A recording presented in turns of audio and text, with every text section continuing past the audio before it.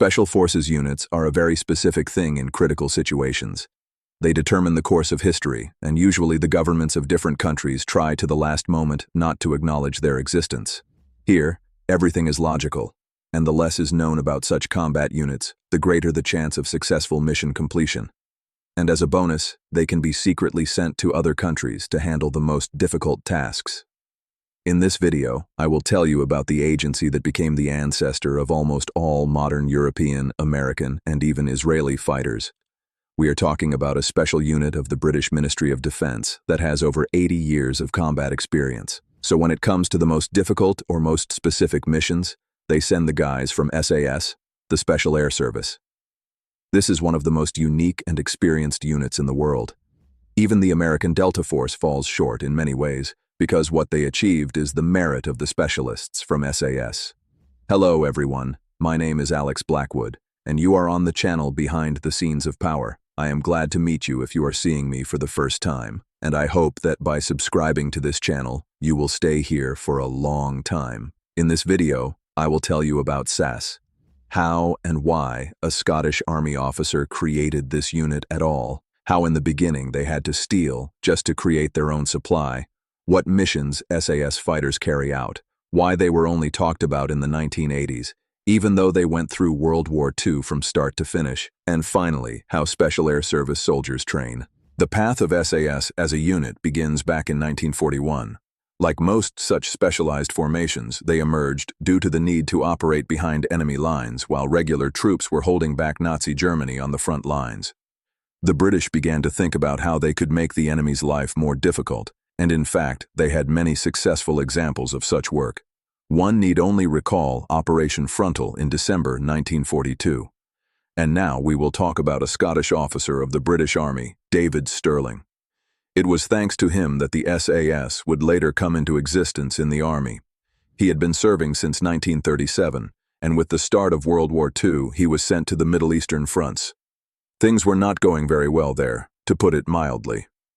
His unit, Lay Force, was disbanded after unsuccessful campaigns, and it was precisely then that Stirling realized that to achieve success, it is not necessary to rely on numbers. The main thing is to act creatively and quickly, and thus catch the enemy by surprise. Stirling was convinced that because of the mechanized nature of warfare, a small team of highly trained soldiers with the advantage of surprise could attack multiple targets from the desert in just a single night. However, for this to happen, the team still had to be formed, and that is not done in a day. First, it was necessary to talk to the command, draw up a plan, find people, train them, and so on. Stirling did not hesitate for long and decided to act immediately. At that time, he was in Cairo with an injury after a failed parachute landing, and it so happened that the High Command was also in Cairo. So he took his crutches and went to headquarters to ask for permission to create a special unit. Surprisingly, the leadership had no objections. Stirling was quickly given approval, and the unit was decided to be called the L Detachment, Special Air Service Brigade. This was done to mislead the enemy, so that the Germans would think it was an addition to an airborne brigade that already existed in North Africa at the time. They did not greatly expand the number of people in the newly created unit. At the start, the documents listed 5 officers and 60 soldiers. They were trained for several weeks. There was simply no time to allocate more, as it was the height of World War II and they had to go into battle. But the accelerated training course was packed with everything that could be useful against the Germans in the air, on land, and on water. They tried to make them universal soldiers. As history would show, the path of these fighters would be difficult, but incredibly interesting and effective. The new unit lacked equipment, in particular tents and various gear. They were simply not issued any of it. So the first operation of the SAS was a theft from a neighboring New Zealand regiment. They stole various supplies from them: tents, bedding, tables, chairs, and even carried out a piano. After 4 such successful raids, the SAS fighters organized a well-equipped camp for themselves. In the end, Stirling was given the go-ahead to create the unit. But no one said anything about supplies, so they had to provide for themselves. Having equipment in hand and a more or less formed team, it was possible to start thinking about mission planning. An interesting point, despite the fact that at the beginning the unit consisted of 65 people, Stirling divided them into small groups of 5 to 6 men. He believed that the smaller the group, the greater the chances of successfully completing a mission. Sterling was always thrown into battle as part of a large group of men, sometimes several units at once. He believed that achieving success did not require large numbers of troops. The key was secrecy. With it, far more tricks could be used, and small groups could penetrate much deeper. The first important mission of the SAS was called Crusaders, but it was actually a failure, even catastrophic. The situation was as follows. They had to parachute into enemy territory, sabotage aircraft, the more, the better, and escape.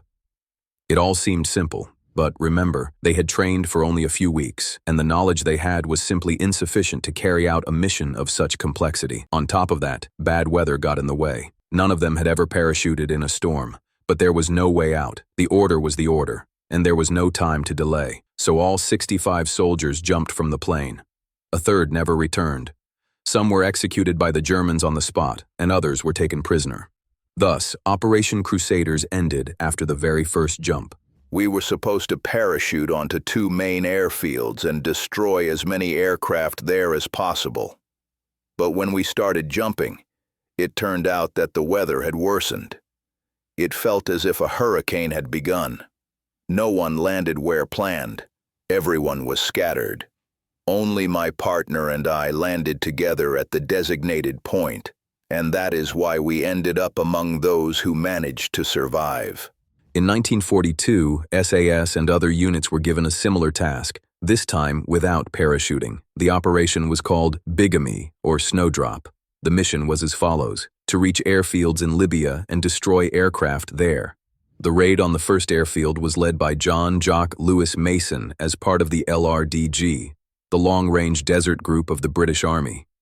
12 trucks and 30 men covered 1,200 kilometers of desert and managed to reach the airfield. They destroyed 1 truck and 16 aircraft and damaged runways. When they had to withdraw, Italian fighters began hunting them down. They managed to escape, but lost 10 out of their 12 trucks in the process. Meanwhile, a group led by David Sterling was heading toward the airfield in Benghazi, and once again, not without setbacks. Sterling and his men disguised themselves in German military uniforms. In this way, they were able to approach a checkpoint near the airfield. It turned out that the Germans simply allowed this to happen. They were aware of the sabotage, so they opened fire. The British had to retreat, literally over the bodies of their fallen comrades. All these failures gave impetus to reforms and reorganization. They began recruiting new people, mostly those with serious combat experience. New tactics and methods of carrying out missions appeared, especially when it came to destroying enemy aircraft. An important clarification: the SAS emerged as an auxiliary wing during the North African campaign, so their first missions took place there. In order to somehow rehabilitate themselves in the eyes of the command, they decided to carry out a repeat raid on Libyan airfields. They drove onto the runways in pickup trucks with machine guns and began shooting everything around. At the cost of 3 jeeps and 2 human lives, the fighters managed to destroy 60 aircraft.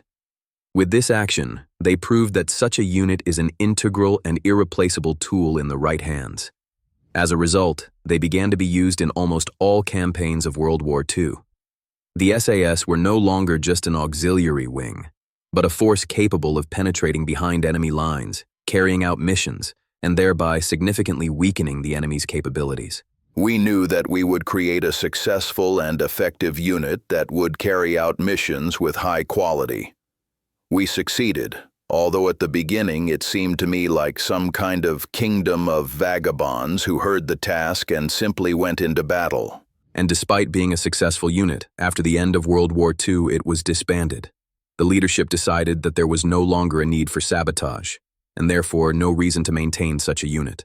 But as we all know, in '47 a new war began, the Cold War. That's when SAS was talked about again, and this time there was plenty of work for them. They proved themselves in Malaysia, Argentina, the Falkland Islands, African countries, and even took part in battles in the Persian Gulf. In principle, this list could go on for a long time. They were forged by war, and in the Ministry of Defense, by the way, no one said anything about them. The very existence of the SAS was heavily kept secret, which, in turn, became the source of many rumors and legends about this unit. I believe that the SAS fully deserves the title of one of the greatest special forces in the world, and the fighters have proven it. Once again, they proved their effectiveness in Oman. From 1954 to 1959, a war took place there, officially called the Jebel Akhdar conflict, or the War in the Green Mountains. It all began with an uprising of radically minded Omani religious leaders led by Imam Khalid al-Hinai. In short, he opposed Sultan Saeed bin Taimur, who sought to give the British control over the oil fields. The two sides clashed for 5 long years. The protest escalated into a war, and the British even had to fund Sultan Saeed and his army to help him maintain power. Otherwise, the British would have lost access to the oil. But when it became clear that he could not manage on his own, London decided to handle all matters directly. The war lasted until 1959, when the British decided to intervene directly. They used airstrikes and foreign attacks, and only after that did Sultan Saeed achieve victory. The ground component consisted of SAS soldiers.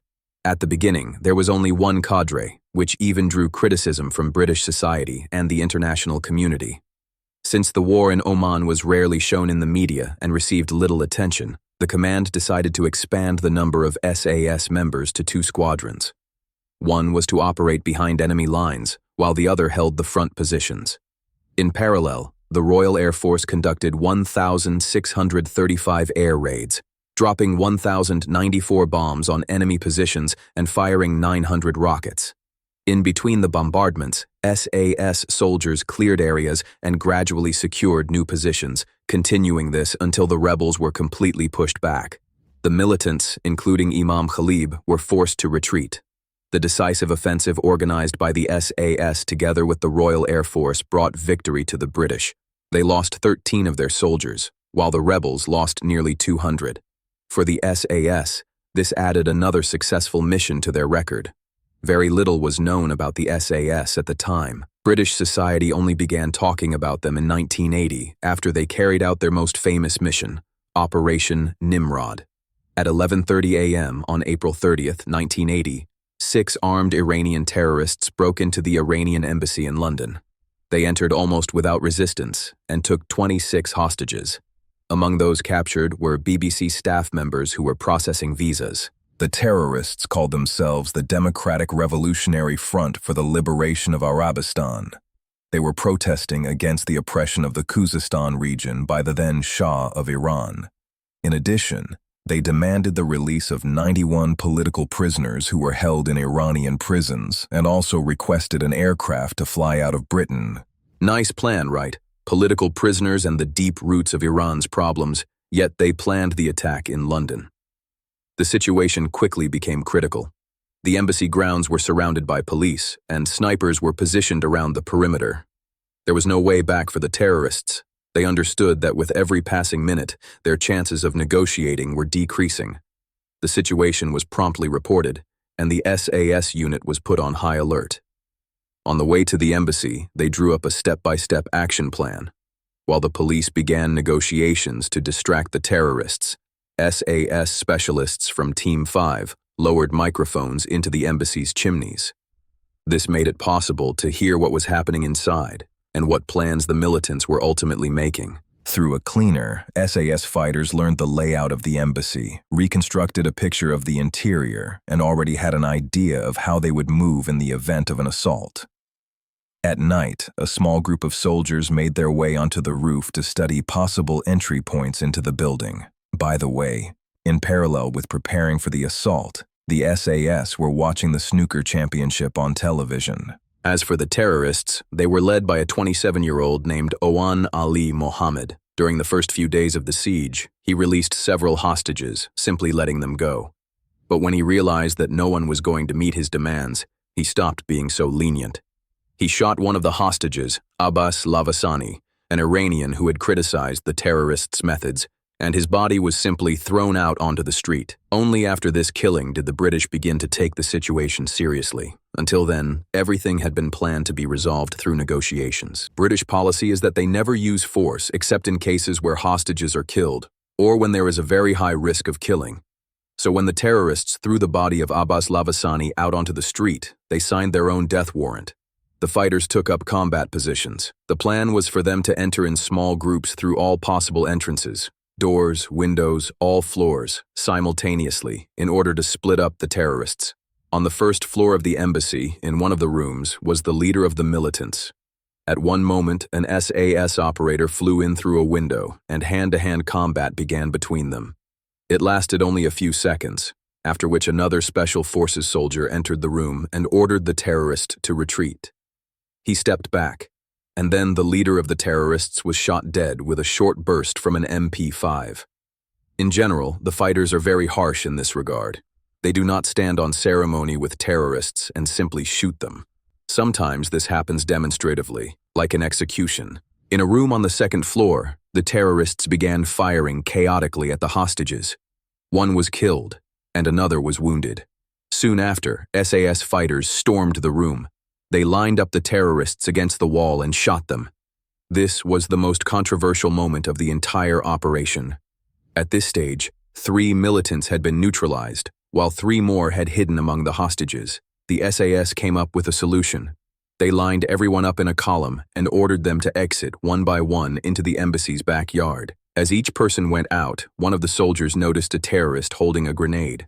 Opening fire immediately was too risky, as it could endanger the hostages. So first, the soldier struck him several times on the head with the butt of his weapon. When the terrorist fell, his body was then shot by several Special Forces operatives at once. Once outside, all the hostages were handcuffed and forced to lie down.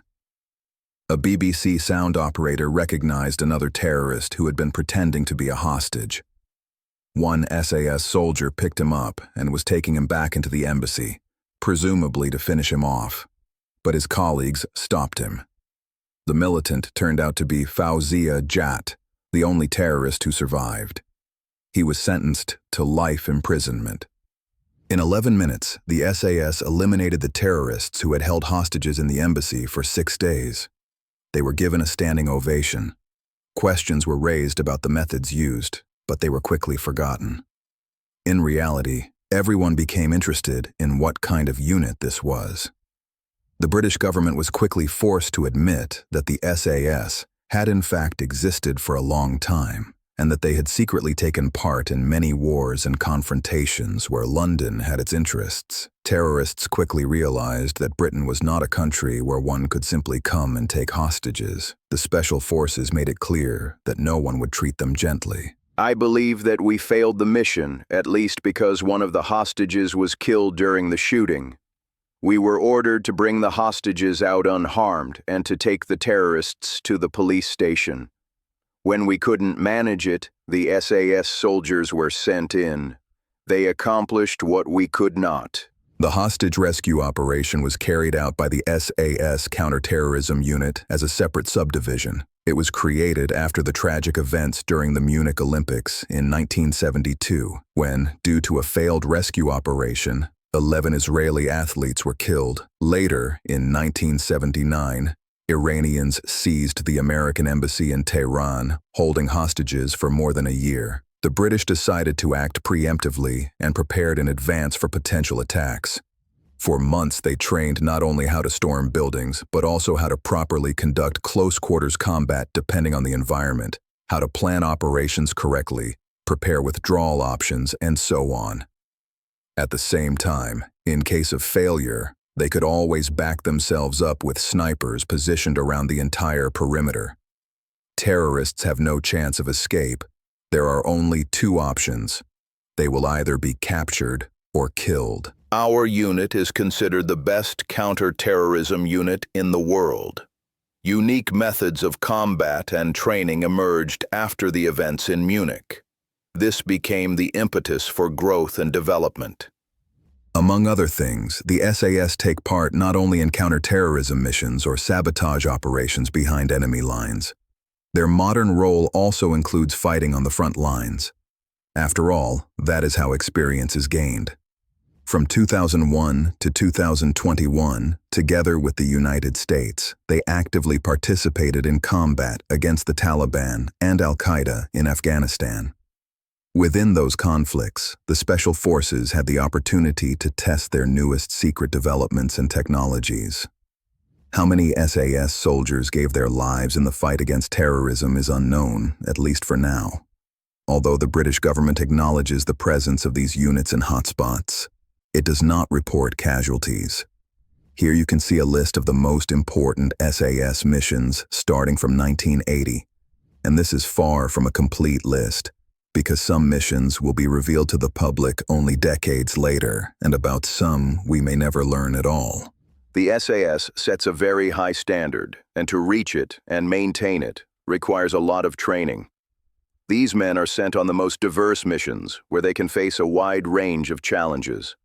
If we talk about the training methods of SAS soldiers, they are simply brutal. Their selection course is designed to push the physical strength and mental state of candidates to the absolute limit. The course is divided into several stages. The first is called the Hills. It tests endurance, map-reading skills, and navigation. Essentially, it consists of continuous marches ranging from 19 to 80 kilometers, with each candidate carrying equipment and a backpack weighing around 30 kilograms. The distance and load vary depending on the season, as completing the course in winter is significantly harder. But this does not prevent candidates from completing the final test of the first stage. They have 4 hours and 10 minutes to reach the highest peak of the Pennine Mountain Range. This test is called the Fan Dance.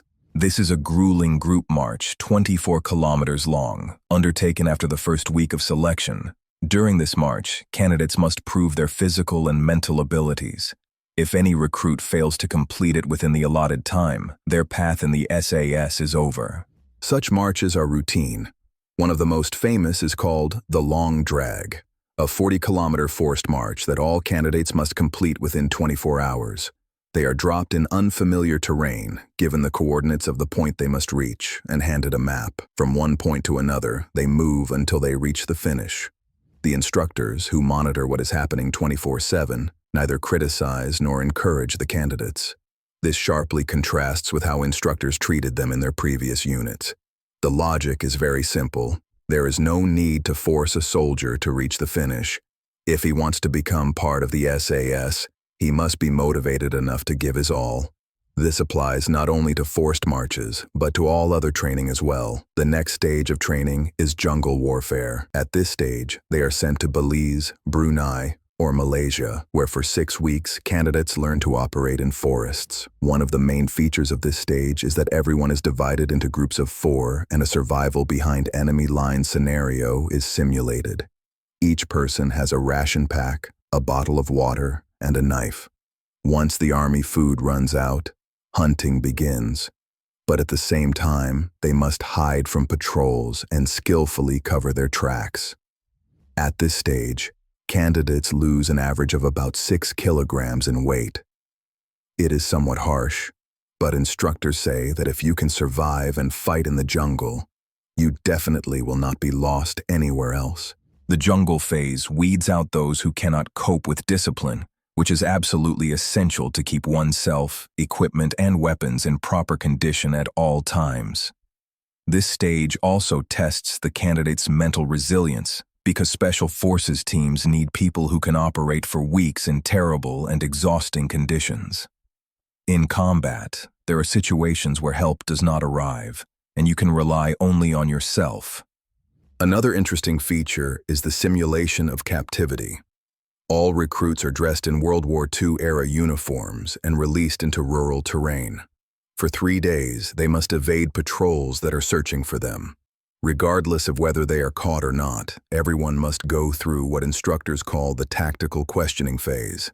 They are forced to stand for hours in stressful positions. Ultrasound is played, there are screams, and so on. When it comes time for interrogation, candidates must give only 4 answers: name, rank, serial number, and date of birth. To all other questions, "I'm sorry, I cannot answer." If someone says too much, they are removed from the course. The unit conducting the interrogation itself decides whether the candidates deserve to receive the beige beret. At this stage, out of 200 soldiers, usually only about 25 remain. After that, the games are over and the real work begins. Overall, only about 10% of applicants complete the selection and make it to the training phase. Even there, it's not easy. regular drills, shooting, negotiation skills, undercover work, and so on. Each candidate is assigned to a group based on their specialty by the command. Every year, skills must be revalidated, so even experienced fighters need to train regularly to maintain their form. This is Britain's elite, so they must maintain the standard. After all, a single mistake can cost someone their life. To pass the selection course, a person must be extremely focused and incredibly well prepared. And to carry out all the assigned tasks, one must possess almost superhuman abilities. For example, at any moment during training, an instructor may approach a candidate and hand them any weapon. They must disassemble it, explain how it works, and put it back together. Sometimes during training, cadets are given headphones in which heavy rock music suddenly changes to children's screams. After that, they are given a limited amount of time to complete the assigned task. It is an exhausting course, and far from everyone manages to make it to the end. On my course, there were 164 people, and they were far from ordinary. Among us were even Royal Marines. However, by the end of the course, only 9 of us remained. The SAS is a very specialized unit. Even during World War II, they proved that small, well-trained teams of soldiers can change history and turn the tide of large-scale battles. After the end of World War II, many countries adopted the SAS model, creating their own units, for example, Belgium, France, the Philippines, and Ireland. To this list, you can also add the USA, as their leader, Charles Beckwith, would never have created Delta Force if he had not been inspired by the work of his British colleagues. The most famous Israeli counter-terrorism unit, Sayeret Matkal, was also modeled after the SAS. By the way, it was only in 2018 that the SAS allowed women to join. Some rules and training methods had to be adjusted, but the selection and course were not made easier. In this unit, everyone is treated equally. The title of SAS soldier can only be earned through endurance and hard work. One of the most common questions we ask candidates is, why did you decide to come here? One of the most frequent answers is to help their country and the world in general. We simply channel their energy and ambition in the right direction. The SAS is a unique phenomenon in the world of special forces. They not only became a model for many other units, but also demonstrated through their own example that in any confrontation, it is possible to impose your own rules of the game. As their motto says, "Who dares, wins." And I thank you for watching this video to the end.